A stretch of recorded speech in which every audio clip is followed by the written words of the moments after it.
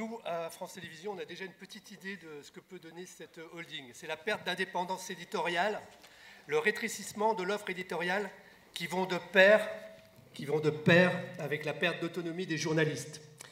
Ce sigle de l'ORTF barré que nous brandissons, ce n'est pas du vent. Car déjà, nous, à France Télévisions, à la rédaction nationale, nous savons ce qu'est la perte d'autonomie des journalistes. Ça commence par la mise dans un pot commun des images et du son. Ça continue par la fusion des rédactions. Puis, là où il y avait 2 journaux, il n'en reste plus qu'un. La conférence de rédaction, une réunion de chefs qui décident entre eux de l'information à donner au public. Car les propositions des sujets des journalistes, elles sont rentrées dans une machine, un ordinateur, dont l'interface permet au rédacteur en chef de puiser, comme dans les rayons d'un supermarché, les sujets. Un petit signal vert, c'est validé. Un petit signal rouge, à la poubelle. Alors moi, je vous prédis ce qui vous attend, vous, journalistes, nous, publics, avec cette holding.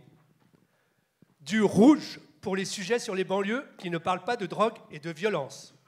Du rouge quand, dans le conflit israélo-palestinien, vous voudrez parler autant de la souffrance palestinienne que de celle des Israéliens. Du rouge quand vous voudrez parler du procès de Nicolas Sarkozy. Du rouge et encore du rouge quand vous voudrez parler des affaires judiciaires de Madame la ministre de la Culture.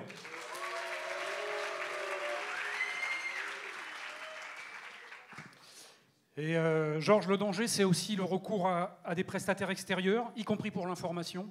Oui, ça commence. Effectivement, Lionel, à France TV, le transfert de travail de l'interne vers les prestataires s'est intensifié ces dernières années. Dans tous les secteurs, et oui, dans l'information aussi, c'est le cas. Aujourd'hui, par exemple, il existe au sein de l'information nationale une cellule des réseaux sociaux chargée de reformater les sujets infos diffusés sur le linéaire. Cette cellule est composée pour plus de la moitié par de jeunes journalistes contractés par le biais de sociétés prestataires.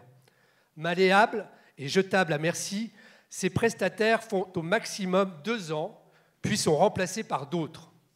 Entre-temps, bien sûr, ces journalistes auront perdu leur carte de presse, car la boîte de prestation n'est pas une agence de presse.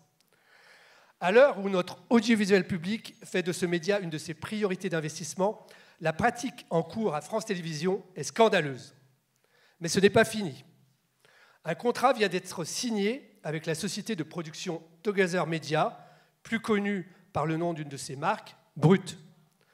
Cette boîte, dont Xavier Niel et Rodolphe Saadé possèdent une part, est déjà bien installée sur nos chaînes publiques. Aujourd'hui, elle s'empare tranquillement de notre offre, justement, des réseaux sociaux. Elle reprendrait une partie du travail fait par les jeunes prestataires dont on vient de parler, plus quelques petites gourmandises comme la promotion des têtes d'affiche de France Télévisions, dont celle de l'information.